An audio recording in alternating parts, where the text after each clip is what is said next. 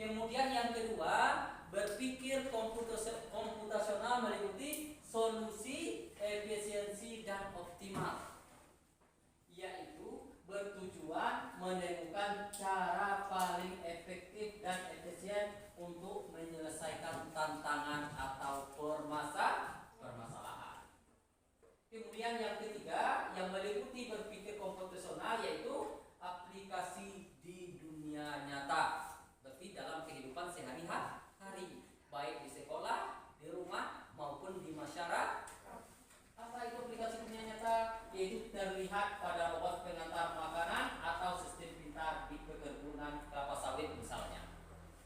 Ada 4 pilar berpikir komputasional. Apa saja 4 pilar itu yang harus kita pahami? Elemen-elemen yang ada dalam berpikir komputasional yang tidak boleh tertinggal. Yang pertama yaitu dekomposisi, yang kedua pengenalan kode, yang ketiga abstraksi, yang keempat algoritma. Kita bahas yang dekomposisi. Dekomposisi yaitu memecah masalah besar menjadi bagian-bagian kecil. Kemudian ada lagi pengenalan pola, elemen yang kedua. Apa itu pengenalan pola? Yaitu mencari kesamaan dan tren dalam data. Itu elemennya ada 4 ya. Nah, contoh di sini. Ada contohnya. Contoh dekomposisi, memecahkan masalah kompleks. Kompleks artinya boleh kita artikan dengan luas, boleh kita artikan dengan besar, misalnya besar. Contoh misalnya, sebelum kita memasuki tahap contoh, di sini ada penjelasan dulu. Dekomposisi itu apa?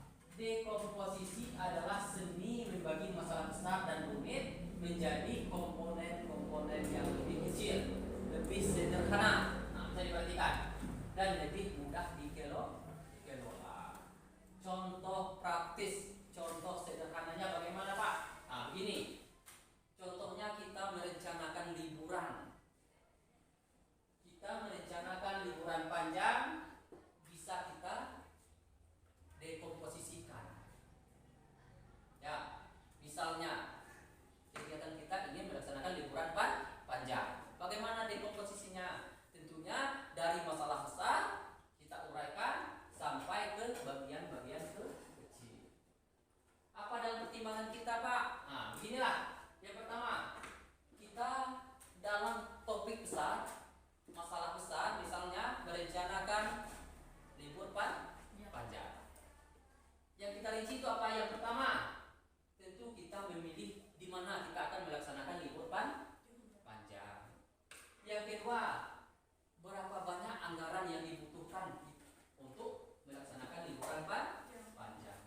Yang ketiga, mencari akomodasi, yaitu mencari tempat penginapan ketika kita sampai di tujuan. Yang keempat, bagaimana transportasi kita ke sana. Selama kita di sana, apa transportasi kita? Itu juga dalam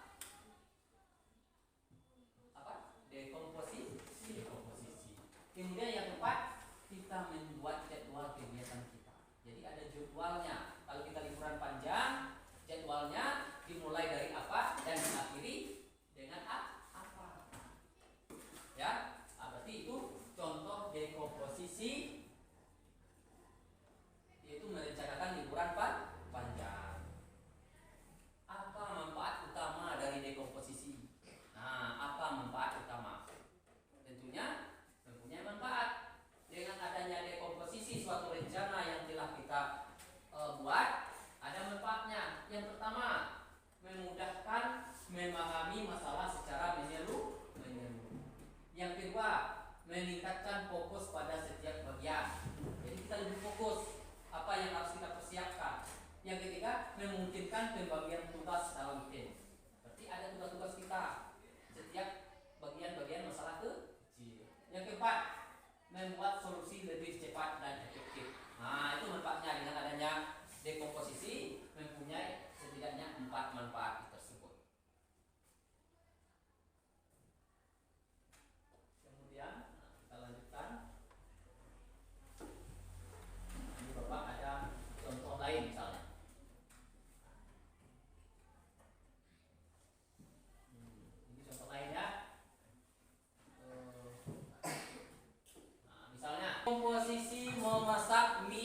instan. Tentu dalam memasak mie instan itu ada langkah-langkahnya, ada tahapan-tahapannya. Ada langkah-langkah dan ada tahapannya. Contoh di sana, lihat dekomposisi memasak mie instan. Yang pertama, apa yang harus kita siapkan? Nah, apa? Yang pertama bahannya, menyiapkan bahan. Yang pertama ada minyak, apa lagi? Airnya, panci, dan garpu. Kemudian langkah yang kedua, tentu panci itu kita masukkan air, kita masakkan, kita panaskan, kita nyalakan kompornya. Kemudian baru masukkan mie, tunggu 2-3 menit. Kemudian mie-nya masak, matikan kompor, tuangkan bumbu ke mangkok, campur mie dengan bumbu, kemudian dimasukkan dalam suatu wadah, siap disajikan dan siap disantap. Itulah proses langkah-langkah dekomposisi. Bahasa sederhananya itu kita ikuti langkah-langkah yang sistematis dalam memasak mie. Apa saja? Tentu ada komponennya, ada mie-nya, apalagi ada bumbunya, ada garpu. Itu yang harus kita siapkan dulu. Setelah bahan itu siap, baru kita lakukan prosesnya, memasak, menghidupkan kompor dan lain sebagainya, sehingga hasil akhirnya mie itu siap disantap. Itu yang namanya dekomposisi. Nah, bisa dipahami kira-kira? Bisa.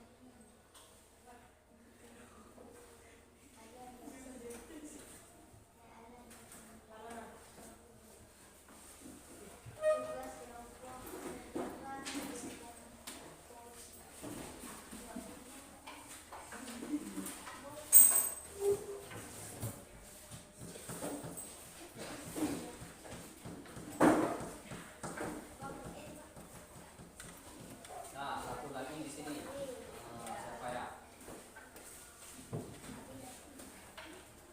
Nah, ini lihat. Untuk menjadi kelompok 1 atau Bapak langsung bagikan?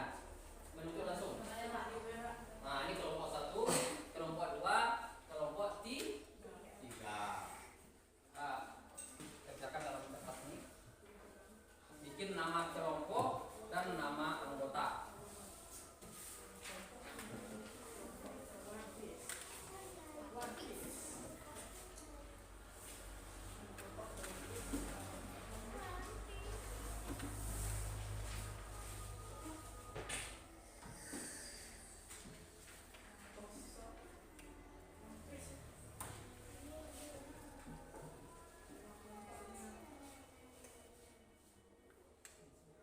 Nomor 2.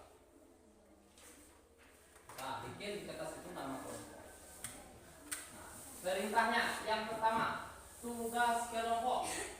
Kerjakan dekomposisi kegiatan memperingati HUT hari. Itu kelompok 1. Kemudian yang kedua, dekomposisi kegiatan atau masalahnya pergi ke sekolah. Nah, jadi apa yang langkah-langkah dan juga apa-apa yang perlu kita siapkan. Kemudian yang ketiga itu masalahnya atau kegiatannya ujian semester. Nah,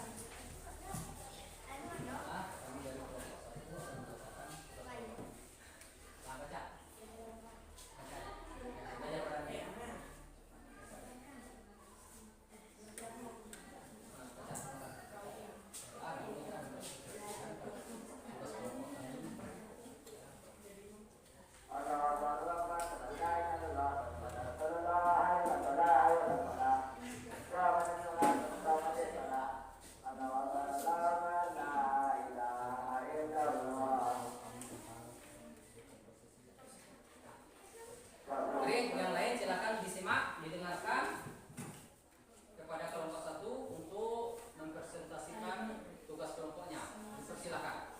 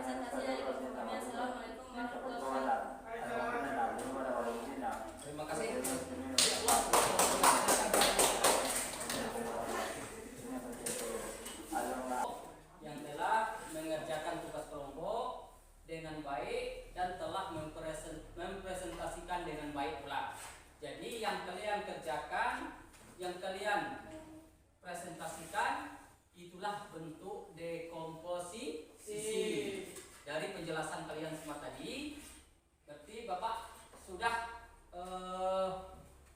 mengamati bahwa kalian itu sudah paham tentang apa itu dekomposisi,